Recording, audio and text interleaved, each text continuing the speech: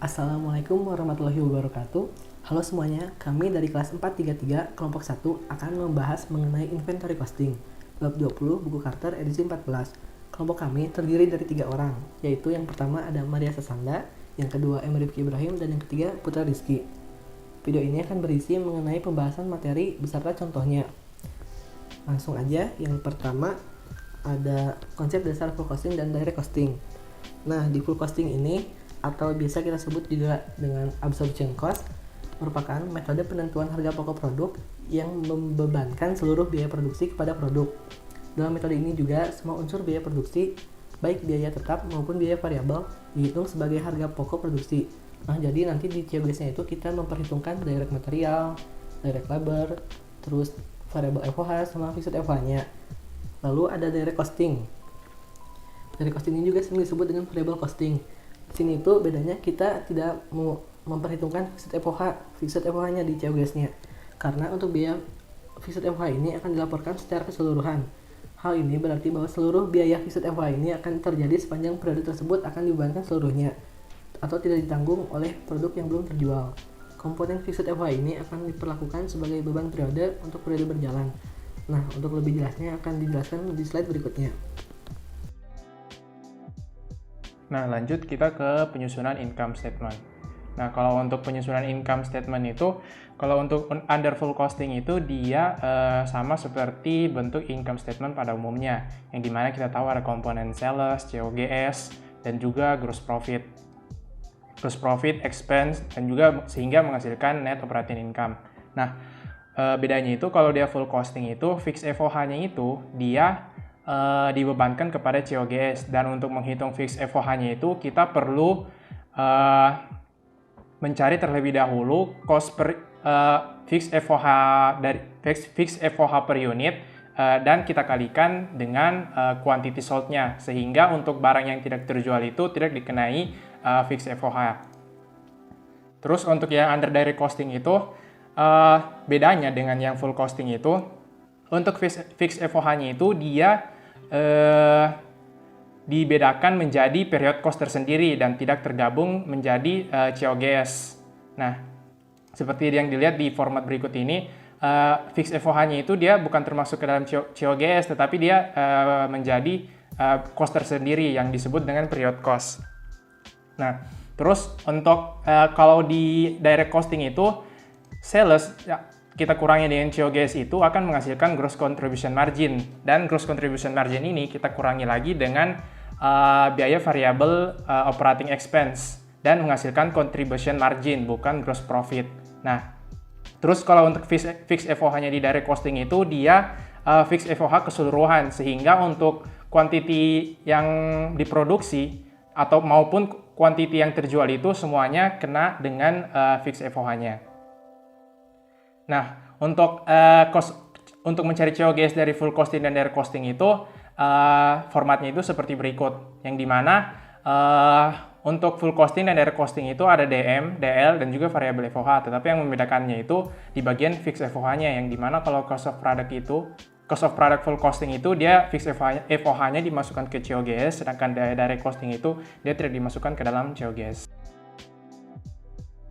Selanjutnya, kita akan membahas contoh soal. Diketahui beginning inventory 0 unit, production 8.000 unit, sales 6.000 unit, ending inventory 2.000 unit, selling price $1.000.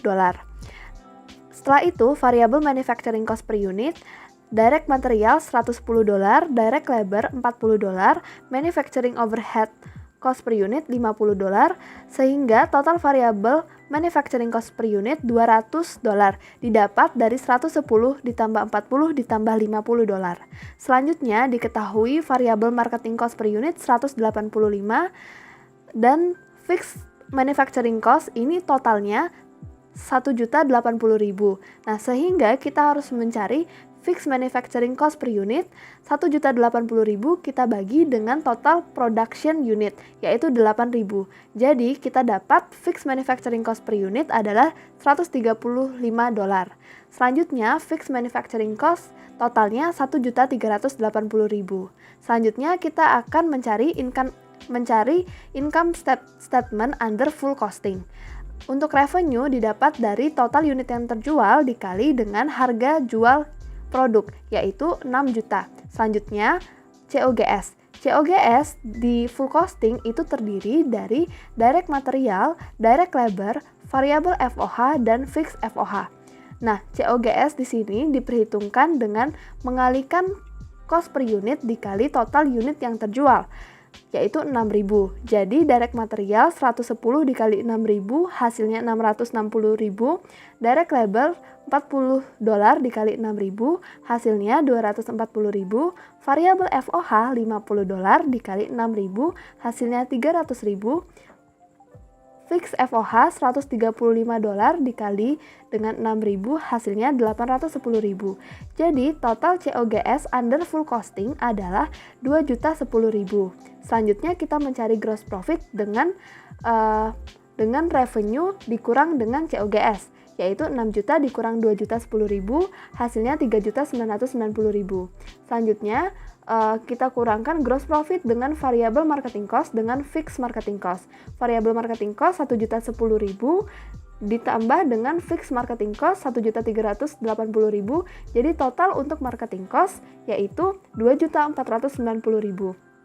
Nah, selanjutnya gross profit kita kurangkan dengan dengan total marketing cost. Dapatlah di sini operating income sebesar 1.500.000. Selanjutnya untuk income statement under direct costing. Di direct costing itu sama saja sebenarnya teman-teman, hanya di bagian COGS-nya itu sedikit berbeda. Untuk COGS di direct costing hanya menggunakan variabel COGS-nya saja, sehingga di direct costing COGS-nya hanya terdiri dari direct material, direct labor, dan variabel FOH. Di sini tidak ada yang namanya fixed FOH.